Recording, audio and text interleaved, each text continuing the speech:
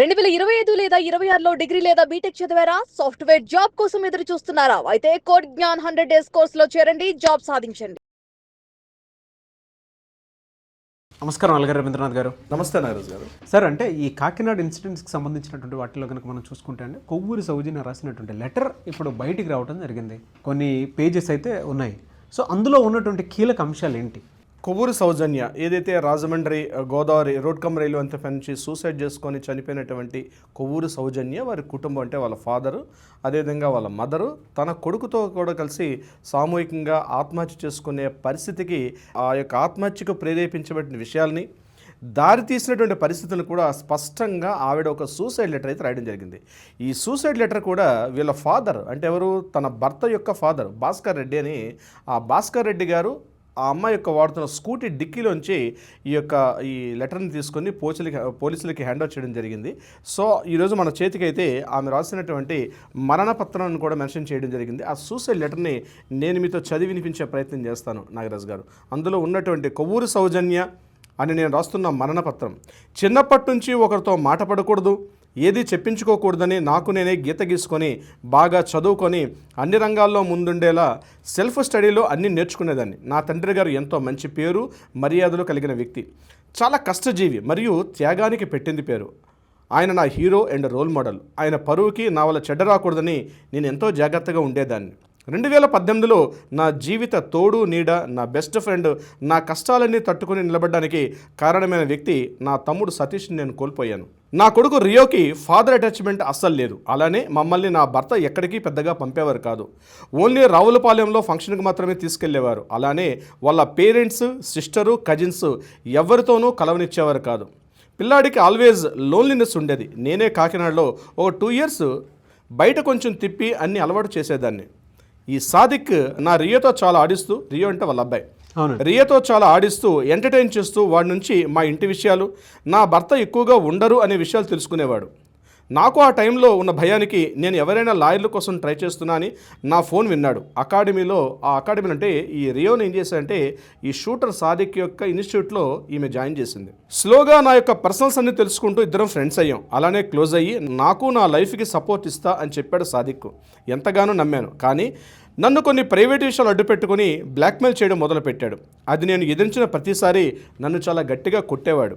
నాకున్న భయానికి నేను మొత్తంగా డిప్రెషన్లోకి వెళ్ళిపోయాను. చాలాసార్లు తట్టుకోలేక చచ్చిపోదాం అనుకున్నా. నా కొడుకు రియోను చూసి ఆగేదాన్ని. అలా సంవత్సరం భరించి నా భర్తకి చెప్పేశాను. రోజు నీ ఆస్తి ఇచ్చేస్తా, అలానే నువ్వు అడిగిన డివోర్స్ కూడా ఇచ్చేస్తా, నన్ను మాత్రం వాడి నుంచి కాపాడమని. కానీ అతను కూడా సాదిక్ చేసిన అటాక్తో తీవ్రంగా దెబ్బలు తిని మొత్తంగా భయపడిపోయాడు. ఫ్యామిలీ నేను ఇంకా దెబ్బలు తిని తట్టుకోలేకపోయాను. చివరికి నన్ను బెదిరించడానికి నా కొడుకు స్కూల్లో కోచ్గా చేరిపోయాడు సాదిక్. ఏదైనా తేడా వస్తే అక్కడి నుంచే వాడిని కిడ్నాప్ చేసి కనిపించకుండా వీడియో కాల్స్తో నన్ను కంట్రోల్ చేస్తాను అని భయపెట్టేవాడు. ఏమీ చేయలేని నిస్సహాయ స్థితికి నేను వెళ్ళిపోయాను. చావడానికి మార్గాలు కూడా లేకుండా మూసేశాడు వాడు. దగ్గరలో ఎప్పుడు స్లీపింగ్ పిల్స్ నేను ఇప్పుడు పెట్టుకునేదాన్ని. అటువంటి టైంలో నా భర్తని వరల్డ్స్ మోస్ట్ డేంజరస్లో 2nd ప్లేస్లో ఉండే కెమికల్ అంట, అది ఇచ్చి చంపేశాడు. దానికి నా కొడుకు ప్రాణం అడ్డు పెట్టాడు. సాదిక్ ఆ కెమికల్ ముంబై, కెనడా నుంచి తెప్పించాడు. నేను ఎలా అయినా నా భర్తని కాపాడాలని హైదరాబాద్ తీసుకెళ్తే అక్కడ కూడా వచ్చాడు సాదిక్. నేను ఎన్నోసార్లు వదిలేయమంటే అన్నిసార్లు నన్ను కొట్టి చంపేసేంత పనిచేసేవాడు. నేను ప్రత్యక్ష నరకాన్ని చూసేదాన్ని. 24/7 నా ఫోన్లో లైన్లోనే ఉండేవాడు. బిజినెస్ వాట్సాప్ ద్వారా నా ప్రతి ఫోన్ కాలు, ప్రతి స్టెప్పు నన్ను మానిటర్ చేసేవాడు. వాళ్ళ ఇంటికి వెళ్ళి కూడా చెప్పాను నా బాధ. వాళ్ళు కూడా వీడెక్కడ దొరికాడంటూ బాధపడ్డారు. వాళ్ళ చెల్లి సాలియా కూడా చాలా కొట్టాడని చెప్పి నన్ను దూరం ఉండమని హెచ్చరించారు. కానీ వీడి కన్ను నా ఆస్తిపై ఉందని నాకు చాలా ఆలస్యంగా తెలిసింది. నేను నా భర్త హాస్పిటల్లో ఉన్నప్పుడే ప్లాన్ చేసుకున్నాం. కానీ తను చనిపోయాక ఇతను నా మీద మొత్తం కంట్రోల్ తీసుకున్నాడు. నన్ను మా ఇన్లాస్ ఆడపడుచుకున్న గొడవలు, వాళ్ళంటే నాకున్న భయాన్ని అడ్డుపెట్టుకుని ఆడించాడు. నా ప్రతి అడుగు వాడిని అడిగే వేయాలి. ఇప్పటికీ నా ఇల్లు వాడి కంట్రోల్లోకే మార్చేశాడు. ఇంటి తాళం, నా భర్త ఆల్టర్నేటివ్ ఫోల్డ్ ఫోను, నా ఫోల్డ్ ఐఫోను, నా ఫోల్డ్ ఫోను, నా SBI లాకర్ కీస్, నా డాడీ కష్టాజితం అన్నీ ఒక సైట్, అంటే ఒక స్థలం, పనసపాడు దగ్గర ఉన్న స్థలం, ఒరిజినల్ డాక్యుమెంట్స్ అన్నీ అతని కంట్రోల్లోనే పెట్టుకున్నాడు. నాకు ఇంకా పోరాడే శక్తి లేదు. ఎందుకంటే ఆపరేషన్ నాకు 19/8/2026. అది అయిన తర్వాత నన్ను ఆ న్యూ ఫ్లాట్లో బంధించేస్తాడట. దానికి నా తండ్రి అడ్డం వస్తే అతన్ని కూడా చంపేస్తాను అన్నాడు. నేనంత బాధ భరించలేను. నా తల్లి, తండ్రి, చిన్న బిడ్డ రిస్క్లోకి వెళ్ళిపోతున్నారు రోజురోజుకి. పరిస్థితులు రోజురోజుకి దిగజారిపోతున్నాయి. 24/7 ఫోన్ లైన్లోనే ఉండాలి. చావటానికి కూడా మేము వణికిపోతున్నాం. నా భర్త చావుకి న్యాయం జరిగి తీరాలి. అందుకే నేను ఇంత పెద్ద నిర్ణయం తీసుకుంటున్నాను. పోలీసులు, ముఖ్యంగా ఎస్పీ ఆఫీస్, గన్మెన్, ఎస్పీ గారు అందరితో సాదికి కాంటాక్ట్స్ ఉన్నాయని, నేను పోలీస్ డిపార్ట్మెంట్ దగ్గరికి వెళ్తే నన్ను వాళ్ళ చేత దొంగ కేసు పెట్టించి దొంగ సాక్ష్యాలు ఏఐతో సృష్టించి చంపేస్తా, నా కొడుకుని టెర్రరిస్టులకు అమ్మేస్తా అని తీవ్రంగా బెదిరించేవాడు. నా తల్లిదండ్రులు ఈ ప్రజ తట్టుకోలేకపోతున్నారు. ప్రతిరోజు నా కొడుకు ఇంటికి తిరిగి వచ్చే వరకు ఈ నీచుడు సాదికుతో నేను నవ్వుతూ ఉండాల్సి వస్తుంది. అది ఇంకా మా వల్ల అవ్వడం లేదు. నేను ఇప్పటికిప్పుడే ఇస్లాంలోకి మారమని, రోజు బుక్స్ ఇస్లామిక్స్ చదివి ఆ బుక్స్ రాయమని, లేదంటే రోజు టార్చర్ చేసి చూపిస్తానని చెప్పి నన్ను చంపేస్తుండేవాడు. 10 days బ్యాక్ 3 రోజులు కొట్టాడు. నన్ను ఉప్పాడికి 16 కిలోమీటర్ల దూరం తీసుకువెళ్ళి సముద్రంలో ఒకసారి తోసేశాడు. మళ్ళీ వెనక్కలాగి ఈసారి రాళ్లపైంచి తోసేస్తా, నన్ను వదలమని మా ఇంటికి వెళ్ళి చెప్పావంటే ఈ రకంగానే చేస్తాను అని చెప్పి నన్ను చాలా థ్రెట్ చేసేవాడు. నా భర్తతోనే నేను వెళ్ళిపోవాలి, కానీ చాలామంది పాపం అప్పులు ఇచ్చిన వాళ్ళు ఉన్నారు, వారందరికీ కొంచెం తీర్చాను. అలానే నా అత్తామామలకు కూడా నా తాలూకా స్థిరాస్తిని కూడా అప్పచెప్తున్నాను. వాడి ఇంట్లో వాళ్ళు కూడా వీడు నా భర్తను చంపాడంటే పెద్దగా రియాక్ట్ కూడా కాలేదు. నేను భయపడ్డా వాళ్ళ ధీమా చూసి. మా సైట్ పేపర్లు డీల్ చేసిన భాషాభాయ్ మంచి వ్యక్తి. అతనితో వీడు నన్ను, నా కొడుకుని మాయ చేసినట్టు కొన్నాళ్ళు డ్రామా చేస్తాండం నేను స్వయంగా విన్నాను కూడా. నేను చచ్చిపోయినా నా కొడుక్కి ప్రొటెక్షన్ అస్సలు ఉండదు. అందుకే అందరం కలిసి వెళ్ళిపోవాలని నిర్ణయించుకుంటున్నాం. వాడి క్రూరత్వానికి నేను ఇప్పుడు కూడా ఫోన్లలో ఉండగానే ఈ లెటర్ నేను రాస్తున్నాను. అందుకే నా పెన్ను వణికిపోతుంది. వాడికి ఎందుకు ఎలా కోపం వస్తుందో తెలియదు. ఆ కోపాన్ని నరకం కన్నా దారుణంగా ఉంటుంది. చిన్నప్పటి నుంచి దెబ్బతిన్నని తెలియని నేను వీడి చేతిలో ఎంతో క్షోభ అనిపిస్తున్నాను, తట్టుకోలేకపోతున్నా. చివరిగా mothers, please don't get stressed about extracurricular activities of your kids. Sadiq లాంటి స్నేక్స్ చాలామంది ఉంటారు.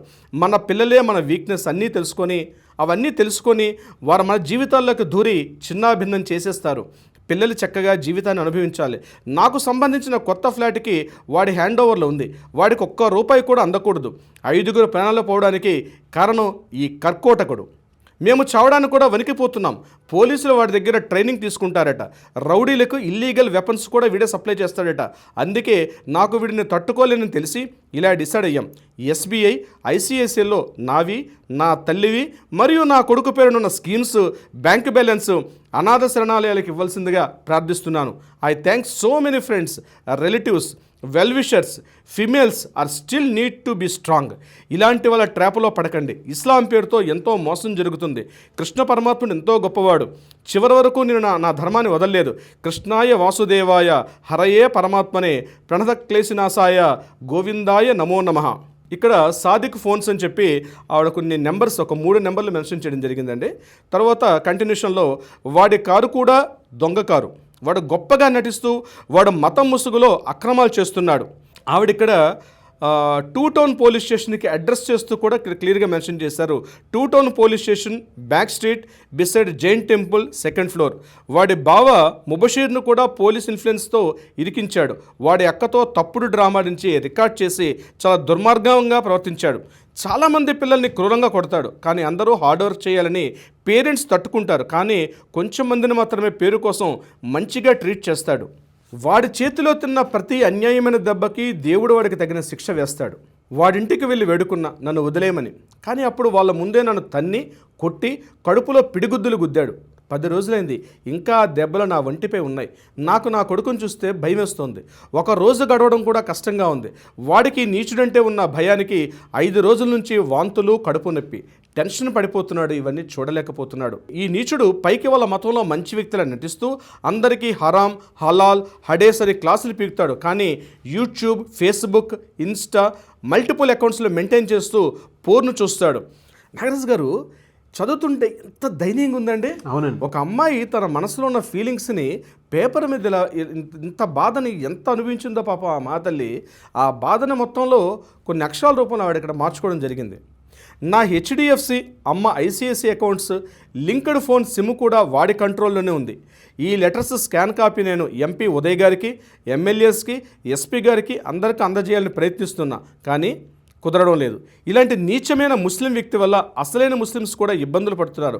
అందరూ జాగ్రత్త, especially kids, girls, young mothers. కృష్ణాయ వాసుదేవాయ హరయే పరమాత్మనే ప్రణత క్లేశినాశాయ గోవిందాయ నమో నమః. ఆఖరి నిమిషం వరకు కృష్ణ పరమాత్ముని స్మరణలో. అంతే సార్, 3 డాట్లు పెట్టి ఆ తల్లి ఇక్కడతోటి క్లోజ్ చేసుకుంది. తన యొక్క మరణ శాసనాన్ని తనే రాసుకుంది. హృదయ విదారకంగా ఉంది అని అంటే ఆ పెయిన్ నిజంగా అంత పెద్ద టార్చర్. మనం ఇంత మోడర్న్ సొసైటీ, మనం సోఫిస్టికేటెడ్ సొసైటీలో ఉన్నాం. ఈరోజు ఎటు చూస్తున్నా చట్టం, న్యాయం, కోర్టులు, అడ్వకేట్స్, పోలీసులు, ఎంత వ్యవస్థలున్నా ఒక అమ్మాయిని ఈరోజు మనం కాపాడుకోలేని వ్యవస్థ, ఈరోజు ఒక వ్యవస్థ మనం కాపాడుకోలేకపోయాం. ఒక కుటుంబం ఈరోజు నిర్దాక్షిణ్యంగా జలసమాధి అయిపోయారు, ఎంటైర్ ఫ్యామిలీ మొత్తం కూడా. ఈ చట్టాలు, ఈ కోర్టులు, ఈ పోలీస్ స్టేషన్లు, ఈ ఆఫీసర్లు ఏం చేశారు నాగరాజు గారు? ఎవరైనా రక్షించారు? ఎలా అయినా సరే దీనికి సంబంధించినటువంటి అప్డేట్స్ ఏవి ఉన్నా సరే డెఫినెట్గా ప్రజలకు తెలియాలండి. ఎందుకంటే ఇంత దారుణమైనటువంటి టార్చర్లో అమ్మాయి అసలు ఏం చేయాలో అర్థం కాక ప్రాణాలు కూలిపోయిందండి. ఇది ప్రతి ఒక్కరికి తెలియాలి. డెఫినెట్గా వీటికి సంబంధించినటువంటి ఏది ఉన్నా సరే తప్పకుండా శిక్ష పడేంత వరకు వాటికి సంబంధించినటువంటి ప్రతి అప్డేట్ శిక్షలు చేస్తారు నాగరాజు గారు. బట్ ఈరోజు ఎందుకండి ఒక మనిషిని బతికించుకోలేని ఒక సమాజంలో ఉన్నాం మనం. ఒక మత పిచ్చి, ఒక రకమైనటువంటి, దీన్ని మనం మోడర్న్ సొసైటీ అనాలా ఏమనాలో అర్థం కాలేదు. ఒక సొసైటీలో ఒక మనిషిని మనం రక్షించుకోలేకపోయామే. ఎందుకంటే మన మోడర్న్ సొసైటీ చెప్పండి. అవునండి, అవును.